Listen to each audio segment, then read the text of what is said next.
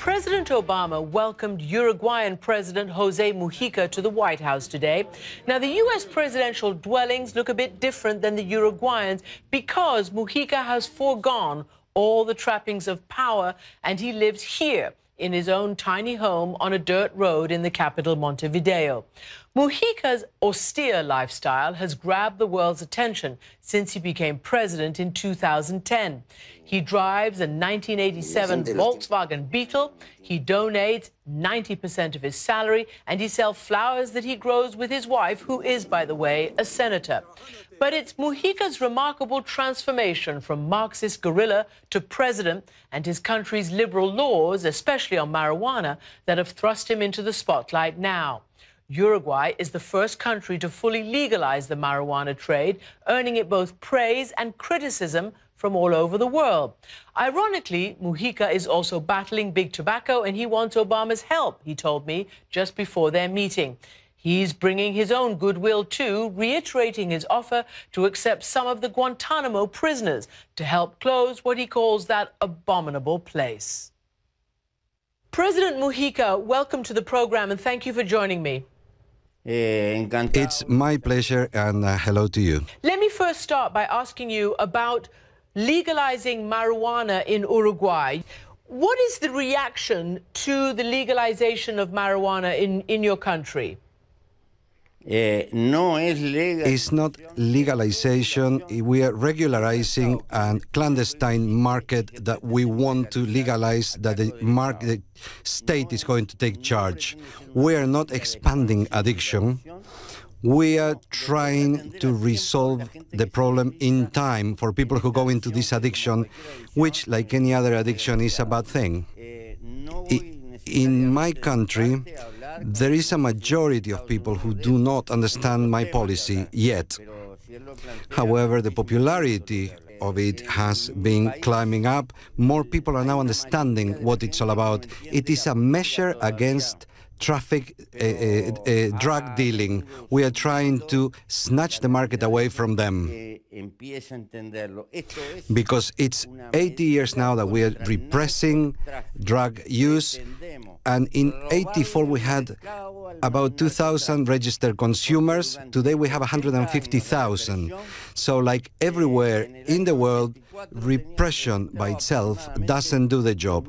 We are trying to find another way. This is gaining traction even in the United States. But what do you say to critics who are worried that it'll encourage young people, for instance, to start earlier and therefore become addicted? We think we're going to get the exact opposite effect. Now, when you surround that with this forbidden aura, you are actually calling the young girl to take it up.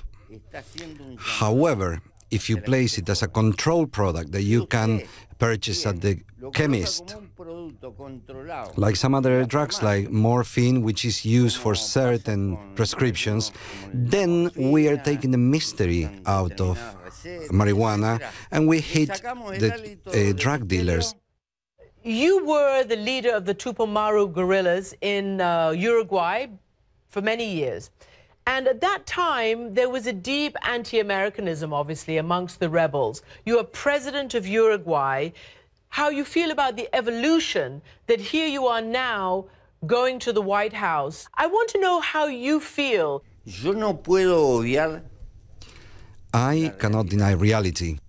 I don't know whether I like this planet or not, but I have to accept it.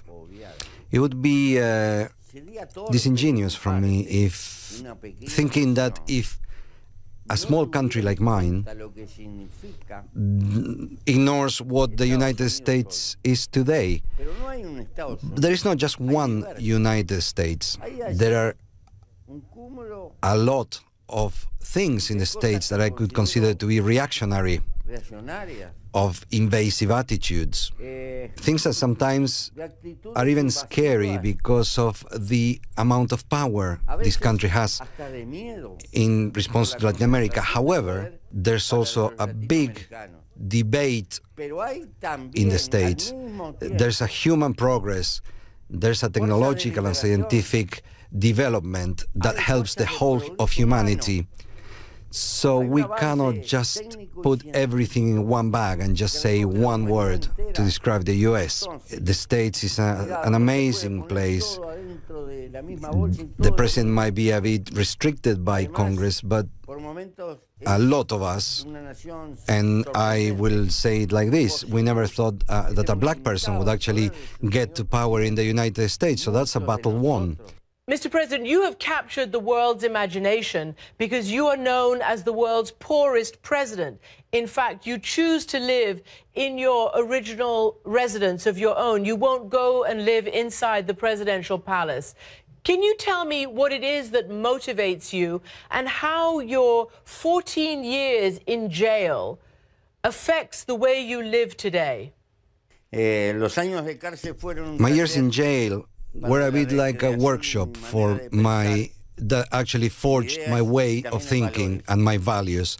I'm not a poor president. Poor are the people who need a lot, and that was Seneca said that. I am an austere president. I do not need much to live. I live in the same way I used to live when I wasn't a president. I live in the same neighborhood, in my same house, and in the same way. And I am a Republican.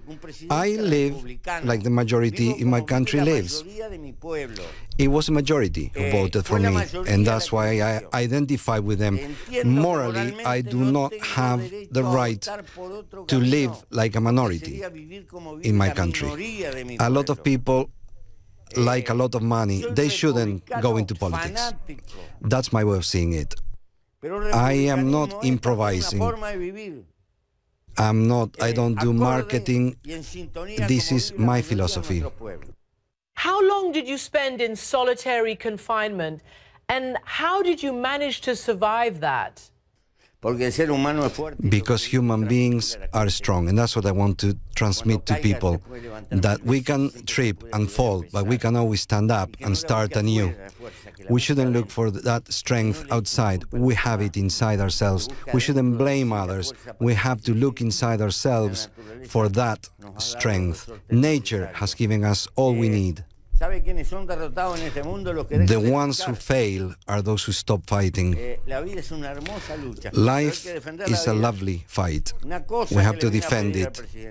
And that's something I came to ask President Obama. We have a fight against tobacco. 8 million people die a year by smoking.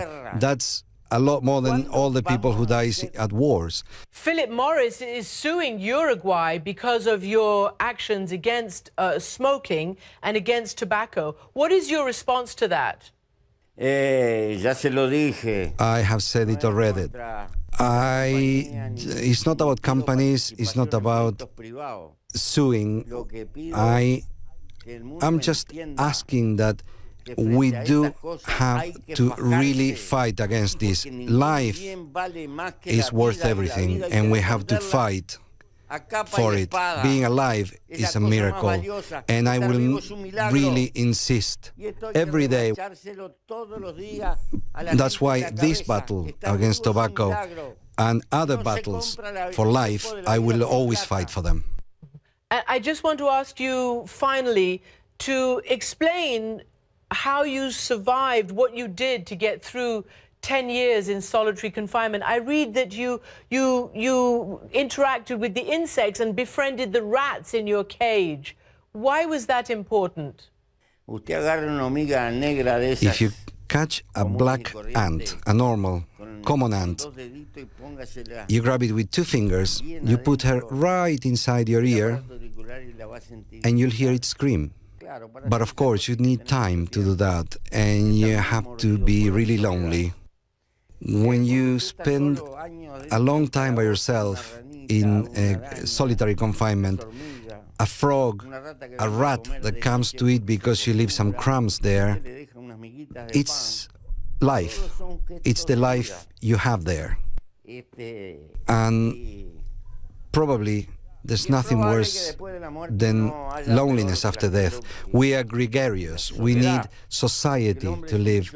We never save ourselves alone. We always save ourselves with the others. These are all very elemental things of life, yet they are things that we forget too often. Mr. President, José Pepe Mujica, you've had an incredible journey and you have an incredible story. Thank you very much for joining me. Thank you so much.